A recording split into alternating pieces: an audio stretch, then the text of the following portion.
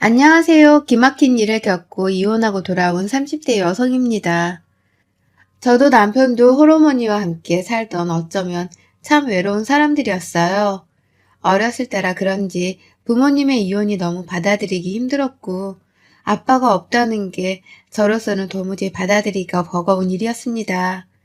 친구들은 아빠와 함께 자전거를 타고 알려주고 하는데 저는 자전거도 제대로 타보지도 못하고 또 어린 게 자존심이었는지 나는 자전거 타는 게 싫어 라고 외치면서 늘 배우는 것도 거부했던 것 같아요. 그렇게 솔직히 방황도 조금 했습니다. 아빠가 없는 집에 들어가기도 싫었고 심지어 제가 외동이라서 아빠도 없는데 나는 왜 형제도 없는 걸까 하며 늘 울다 지쳐서 집에 들어가곤 했던 기억이 있습니다. 지금 와서 생각해보면 정말 가장 속이 썩었을 건 저희 엄마인데 제가 너무했지 싶어요. 그래도 머리가 크면서부터 엄마에 대한 감사함과 죄송함에 최선을 다해서 저희 엄마를 보호하고 행복하게 해드리려고 애를 참 많이 썼습니다. 이런 저와 똑 닮은 한 사람을 만났는데 그게 바로 제 남편이었어요. 부모님의 이혼을 저처럼 받아들이지 못했고 외동아들, 홀어머니인 것, 저와 다 똑같은 상황이라서 어쩌면 우리 두 사람 참 외롭고 힘든 시간을 보냈다고 서로가 서로에게 힘이 되어주라고 만나게 해줬나 보다 막 이런 생각을 하면서 그 사람과 연애를 했고 3년을 채운 뒤 결혼을 했어요. 저희 두 사람이 결혼하면서 양가 어머님들께 홀로 계시는 게 영 마음에 쓰여서 두 분도 이사하시고 저희도 집을 구해서 30분 남짓한 거리에 모두가 살았습니다. 두 어머니가 잘 지내주셔서 저희 없이도 두 분이서 차도 마시고 맛있는 식사도 하시고 쇼핑도 하고 친한 친구처럼 지내주셔서 더할 나위 없이 감사했고 이 결혼 생활이 참으로 소중하고 귀하게만 느껴졌습니다. 주말이 되면 두 어머니들 모시고 좋은 곳 가서 좋은 거 보고 먹고 그렇게 시간을 보내기도 하고 결혼 생활이 너무나도 만족스러운 탓에 주변에도 늘 결혼을 강력하게 추천해주곤 했습니다. 이 행복이 오래도록 지속이 되었다면 정말 좋았겠지만 행복이 그렇게 오래가진 않더라고요. 여자의 직감이라는 게 정말 무시할 게 아니라는 걸 이번 사건을 통해서 뼈저리게 깨우치고 말았습니다. 남편이 딱 특정할 수 있는 건 없지만 뭔가를 숨기고 있다는 느낌을 강하게 받았어요. 분명 뭔가 있는데, 있는 것 같은데, 라는 생각을 했지만 딱히 결정적인 증거 같은 게 있는 게 아니라서 자꾸 찜찜한 기분만을 가지고 살았습니다. 남편의 이상한 행동들은 그냥 진동이 울리길래 전화 받으라고 건네주려고 핸드폰을 쓱 들었는데 그럴 때마다 남편이 막 기겁을 해요. 여보, 당신 전화 계속 오는데 받아봐. 아, 이걸 왜 만져? 내 핸드폰인데. 다음부터는 함부로 손대지 마. 아니, 그냥 전화가 계속 울리는데 모르던 것 같아서. 글쎄, 내 핸드폰에 손 대지 말라고. 저 또한 남편 핸드폰에 전혀 관심도 없는데 저렇게 질색팔색을 하니까 솔직히 오히려 더 수상하다는 생각이 들더라고요. 이뿐 아니라 결혼하고 칼퇴를 밥 먹듯이 하던 남편이 조금씩 이런저런 핑계로 귀가 시간이 늦어져서 설마 이 인간 바람이라도 피는 건가 싶은 마음에 남편의 행동들을 아주 주의 깊게 살펴봤습니다. 그런데 하루는 술을 잔뜩 마시고 들어와서 저에게 이런 말을 하더라고요. 미연아, 넌 내가 어떤 사람인 것 같아? 왜 이래? 술 많이 마셨어? 얼른 씻고 자. 그냥, 미연아, 말해줘. 내가 어떤 사람이었다고 해도 너는 나 믿어주고 사랑해줄 거지?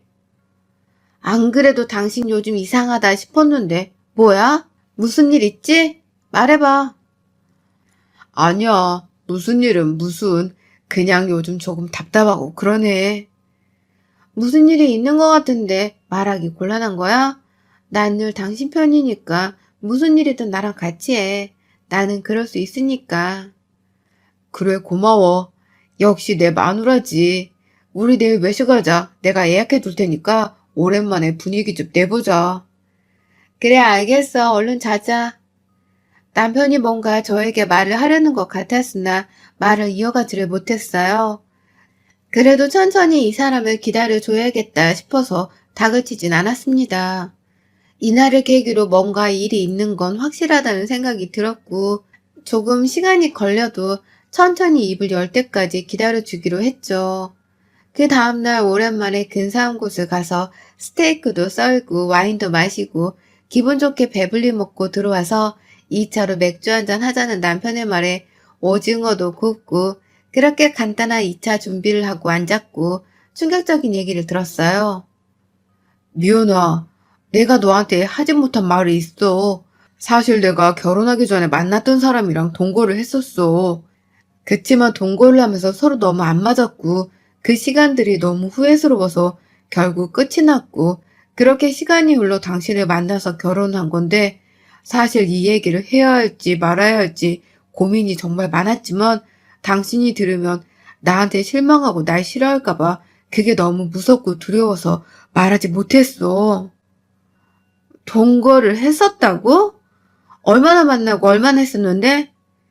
1년 정도 만났었고 동거는 4개월하고 그렇게 아예 그 사람이랑은 끝이 났었어. 정말 미안해 미연아. 실망했지. 솔직히 실망하지 않았다면 거짓말이지만 어쩌겠어. 이미 지나간 과거이고 그런데 이제 와서 이 얘기를 오픈하는 이유가 있을 것 같은데 맞아? 어. 뭔데 그 이유가 나도 지금 너무 혼란스럽고 힘든데 미연이 너가 충격받을까봐 입이 떨어지질 않네. 그러니까 그 여자가 연락이 왔어. 그런데 사실 나랑 헤어졌을 때 임신 중이었고 자존심에 말하지 않고 혼자 키웠다고 하네. 그리고 내가 당신을 만난 것도 알고 결혼까지 하고 나니까 조금 속이 쓰렸나 봐. 아이 키우게 양육비를 보태라고 연락이 왔어. 뭐라고? 얘가 있다고? 아니 그걸 당신이 모를 수가 있어? 하, 이게 무슨 일이야 대체? 사실 나도 지금 너무 혼란스러워서 뭐가 뭔지는 모르겠는데 유전자 검사를 해봤더니 내 아이가 맞더라고. 미연아 미안해. 그래서 지금 당신은 어쩌겠다고 나한테 말하는 건데? 뭘 어쩌겠다는 건 아니고 이 사실을 당신에게 말하는 게 맞다고 생각을 했고 들어보니 혼자 애 키우느라 너무 힘든 것 같아서 매달 얼마라도 양육비를 보태주는 게 맞겠다 생각을 했거든. 근데 우리가 돈이 공용으로 쓰고 있으니까 당신 의견을 물어봐야 하니까. 진짜 마른 하늘에 날벼락을 맞은 듯 멍해지고 어이가 없더라고요. 솔직히 그 여자도 멋대로 아이를 낳았고 둘이 헤어지고 저를 만나기까지 텀이 6개월이나 있었는데 그동안에도 말이 없다가 이제서야 저랑 결혼해서 잘 사는 듯 보이니 배가 아파서 저러나 막 이런 생각밖에 안 들었습니다. 남편이랑 더 얘기해봤자 해결될 것도 없겠다 싶었고 그 여자와 저희 부부 이렇게 셋이 만나게 되었어요. 안녕하세요. 이철수 씨 와이프 김미연이에요. 아, 네, 안녕하세요. 전 이지수입니다. 어, 우선 얘기를 다 듣고 나온 거고, 아기가 지금 3살이라고 했죠? 제 조카랑 같은 나이라서 아는데, 돈 참 많이 들죠, 애 키우는데. 근데 그거 모르고 덜컥 혼자인 몸으로 애 낳으신 거예요? 생명 하나를 책임진다는 게 얼마나 큰일인데, 이 정도의 계산과 생각도 없이 자존심 부려서 철수 씨한테도 알리지 않고 애를 낳았다? 대단하시네요. 존심을 부릴 거면 끝까지 부려야지. 왜 이제 와서 양육비를 달라고 하시죠? 법적으로도 의무가 없어요. 이건 그쪽이 제 남편에게 되려 법적으로 소송당할 수 있는 문제예요. 열받더라고요. 부들부들 떨리고 배가 아파 죽겠더라고요. 철수 오빠랑 저랑 얼마나 뜨거웠던 사이였는지 그쪽은 모르시죠? 오빠랑 저는 동거를 결정할 만큼 너무 깊은 사이였고 결혼은 그쪽이 아니라 제가 그 자리에 있는 게 맞았거든요. 이지수 하면 이철수, 이철수 하면 이지수. 이건 절대 바뀔 수 없는 공식과도 같은 딱 저희 수식어 같은 존재였어요. 동거를 하면서 많이 다투긴 했어도 그 사랑에 대한 변함은 서로 여전해요. 그냥 저희 자체니까. 그쪽이 현재 와이프일지는 몰라도 수식어와도 같은 저희 관계에 이래라 저래라 하실 자격은 없어요.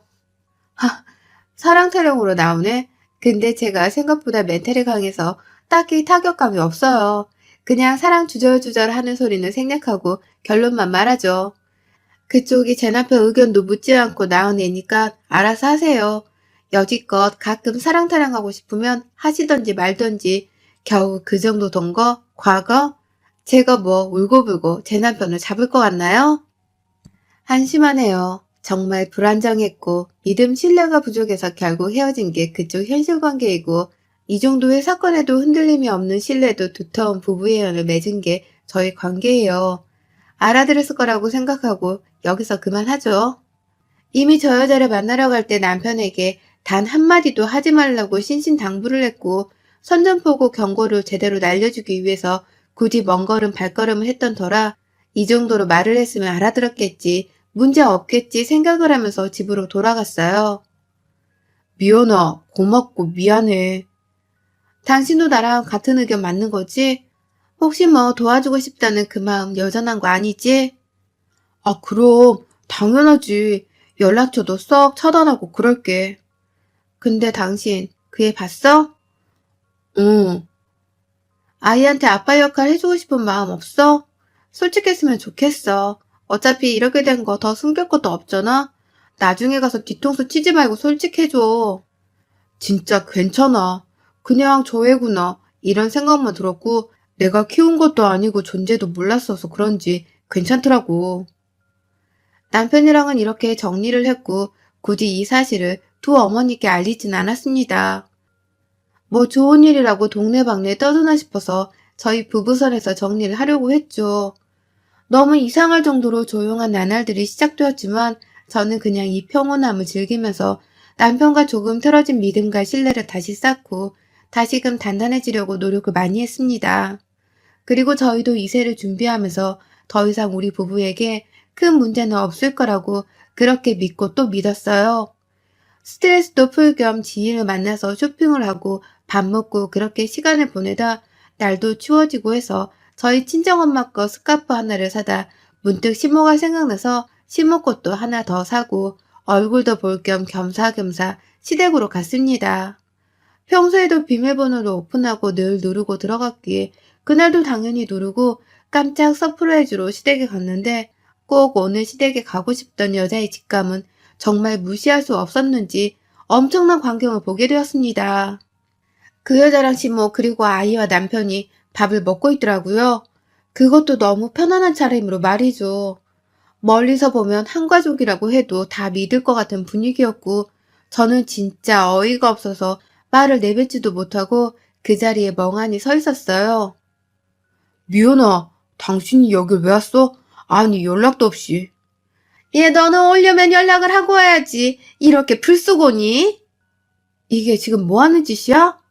아니, 미연아, 우선 내가 다 설명할게. 앉아봐. 이거 지금 오해니까 내 말을 들어봐봐. 설명해. 아니, 오빠. 어머님, 제가 얘기할게요. 저랑 오빠 둘째 가졌어요. 안 그래도 제가 지금 극초기라서 그쪽이랑 상대하기 힘들 것 같아서 어찌해야 할지 어머님이랑 오빠랑 고민했었는데 자리를 알아서 마련해 주셨네요. 저희 두 사람 정식으로 결혼하고 아이들 키우면서 살기로 했고 어머님도 허락해 주셨으니 그쪽이 하루빨리 정리해줘야 될 것 같아요. 계속 오빠가 그쪽이랑 같이 있는 것도 너무 화났는데 오늘부터 오빠 저 집에 안 가도 괜찮겠다. 아유, 그래. 미연이 너한테는 미안하지만 어쩌겠냐. 둘이 좋아 죽겠다는데 팔도 안으로 굽는 거지. 내 아들이 원하는 걸 내가 안 들어줄 수 있겠냐? 저렇게 이쁜 손주도 있고 뱃속에 아이도 있는데 애들을 생각해서라도 둘이 결혼해서 사는 게 맞지, 안 그러냐? 너는 혼자 몸이고 똑똑하고 예쁘니 새 출발도 얼마든지 할 수 있을 거 아니냐? 대단들 하시네요, 정말. 근데 제가 너무 분해서 순순히 못 물러나겠다면요? 당신 내 성격 알지? 아니깐 뒤에 숨어서 이러고 있던 거겠지? 그리고 이지수 씨, 이철수 가져요. 근데 과연 당신이랑 영원할까? 저렇게 줏대 없는 남자가 과연 당신이랑은 눈 안 돌리고 살 수 있을까요? 지금은 당신한테 이철수 주는데 언제고 내가 다시 흔들면 안 넘어올까? 늘 그렇게 둘 키우면서 불안해 살면 될 것 같네. 나는 심심하면 그쪽처럼 등장해 줄 테니까 잘 지켜보고. 미연아, 지수 임신 중이야. 스트레스 받으면 안 돼. 너무 심하게는 하지 마. 그 와중에 그 여자 편을 드는 남편한테 머리 끝까지 화가 치밀더라고요. 그것도 그렇고 안 그래도 분해 죽겠고 열받아서 정말 이대로는 다시 혼자 문 밖으로 나갈 자신도 없고 성에 차지도 않아서 이 셋 중에 화풀이를 할 수 있는 상대가 딱 남편 놈밖에 없고 애초에 남편이 제일 잘못한 거니 반 죽여놓고 가야 속이 시원하겠다 싶어서 먹고 있던 밥상을 초토화시켰어요. 밥이며 반찬이며 가릴 거 없이 그대로 남편한테 붓고 던져줬고 그 여자와 시모가 저를 말리는데 차마 임산부를 때릴 수 없으니 머리채 잡고 말해줬죠. 야, 너 얘 둘 건강하게 키우고 싶으면 저리 찌그러져 있어. 그리고 이어 남편 싸대기를 양쪽을 한 8대는 때려준 것 같아요. 제 손이 다 얼얼하더라고요. 너 같은 것도 남편이라고 믿고 그래도 부부라고 잘 살아보자고 눈 감아주려고 했더니 이렇게 뒤통수를 쳐?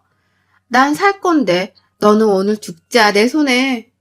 이렇게 싸대기를 있는 힘껏 때려줬고 말리던 시모가 제 머리를 잡고 마구마구 흔드는 개싸움이 났는데 생각해보니 이 사람도 이제는 제 시모도 아닌데 왜 대우를 해줘야 되나 싶어서 똑같이 머리채 잡고 휘어잡다 소파로 던져버리고 주방에 가서 쌀통을 들고 와서 시모랑 그 여자한테 뿌려줬습니다.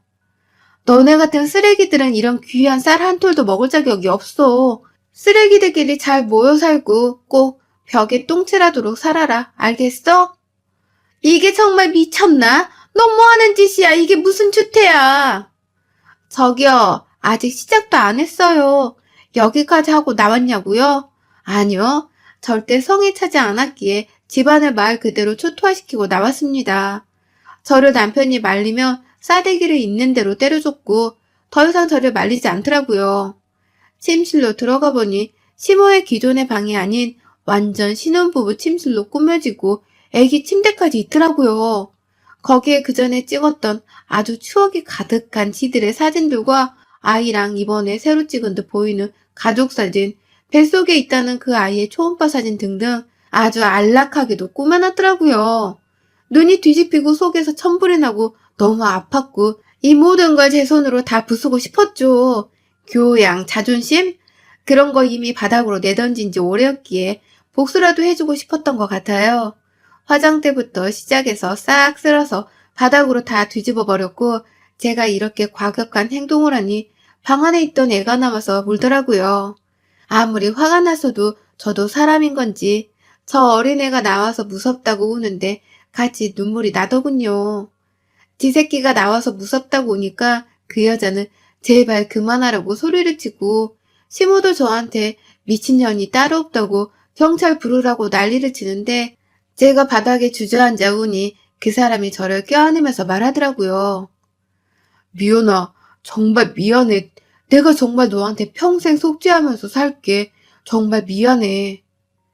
이렇게 끝이 나면 참 좋았겠지만 이세 준비를 하던 중에 벌어진 일이었고 뒤늦게 이혼 준비를 하던 중에 제 임신 사실을 알게 되었어요.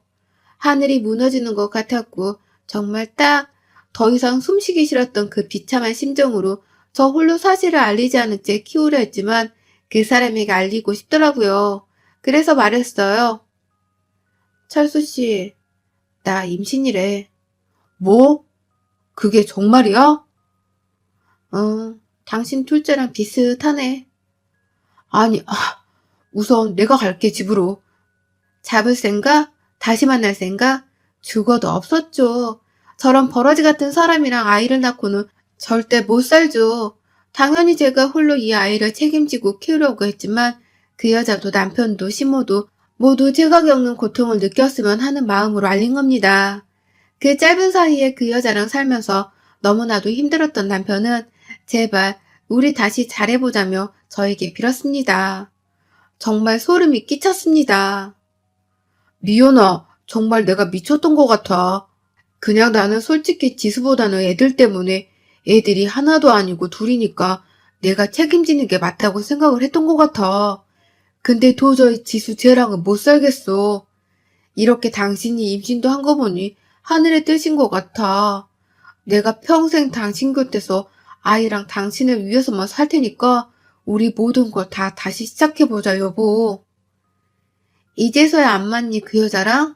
당신은 너무 멀리 갔어. 당신에게 말한 이유는 평생 괴로워하면서 살으라고 단 하루도 마음 편한 날 없이 그렇게 어딘가에서 자라고 있을 네 아이와 네가 처참하게 버린 여자를 떠올리면서 그렇게 살아. 울고 불고 난리를 치는 남편과 이 소식을 접한 시몬은 저에게 장문의 문자와 전화가 미친 듯이 왔고 후에 알게 된 내용인데 저 여자가 시모와 남편이랑 매일같이 싸우고 너무 안 맞았다고 하네요. 가정적이지도 못했고 그래서 결국 이 둘은 시작도 못하고 쫑이 났고 그 가졌다는 둘째도 그 여자가 아이를 지워버렸다고 해요. 발목 잡으려고 했는데 너 같은 거랑 못 살겠다며 얘도 필요 없다고 지웠다는데 과연 이게 아이를 키우는 엄마 입에서 나올 수 있는 말인지 너무 충격적이긴 했지만 임신 중이었기에 최대한으로 신경을 쓰지 않으려고 애쓰며 시간을 보냈습니다. 하루가 멀다 하고 시무와 남편이 찾아와서 빌고 또 빌고 그러는 동에 스트레스가 너무 심해졌고 혹여나 아이에게 악영향이 미치지 않을까 싶어서 친정엄마랑 상의 끝에 주거지부터 연락처 모든 걸 싹 옮겨버렸습니다. 제가 어디 있는지를 알면 언제 어떤 방법으로 저와 아이에게 접근할지 모른다는 생각에 그게 너무 싫었거든요. 친정엄마랑 더 큰 집으로 이사를 하고 함께 살기로 했는데 처음에는 저희 엄마께서 너무 무너지시고 힘겨워하셨지만 제가 씩씩하게 잘 견뎌내는 모습에 엄마도 조금씩 힘을 내고 계시더라고요. 엄마가 제 친구이고 남편이고 아빠이고 엄마이고 그렇게 저희 두 사람과 아이 이렇게 살고 있습니다. 아이가 태어나고 제가 정말 아무것도 몰랐기에 힘들었던 부분이 한두 개가 아니었는데 친정엄마 찬스로 함께 아이를 키워나가고 있어요. 아이를 키우기 위해서 벌이가 있어야 하기 때문에 고심 끝에 집 근처에 가게를 내서 엄마랑 저랑 교대로 한식집 하나를 운영하면서 살고 있답니다. 사실 태어나서 가장 불행했고 아팠던 일이었거든요. 남편을 정말 많이 사랑했고 신뢰했고 존경도 해서 처음 저 사실을 알았을 때도 속상함에 나 몰래 참 많이 울었지만 그래도 우리 부부가 잘 헤쳐나가면 된다고 생각을 했기 때문에 그렇게 해보려고 했지만 결국 이렇게 제 뒤통수를 치고 그 여자를 택한 남편 때문에 모든 게 무너졌던 것 같습니다. 지금이야 뭐 사랑이랑 감정이나 미련 같은 것도 없을 만큼 저희 친정엄마와 아이만 바라보면서 그렇게 살고 있지만 아이 얼굴을 보면 그 사람이 얼굴이 겹쳐서 그럴 때는 가끔 그때의 감정이 떠오르긴 해요. 그 사람을 참 많이 닮은 아이지만 인성만큼은 그 사람을 닮지 않기를 바래서 귀한 아이만큼 오냐오냐 하지 않고 올바르게 성장시키기 위해서 노력하는 엄마가 되려고 해요. 그리고 아빠의 빈자리를 느낄 틈 없이 온몸을 다해 사랑으로 이 아이를 예쁘게 키우려고 합니다. 제 사연이 답답하기도 하고 폭력적인 게 있어서 놀라기도 하셨을 테지만 우리 아이가 건강하고 올바르게 예쁘게 성장할 수 있도록 그리고 제가 좋은 엄마가 될 수 있도록 많은 응원 부탁드리겠습니다. 여러분의 생각은 댓글로 남겨주세요. 오늘도 시청해주셔서 정말 감사합니다.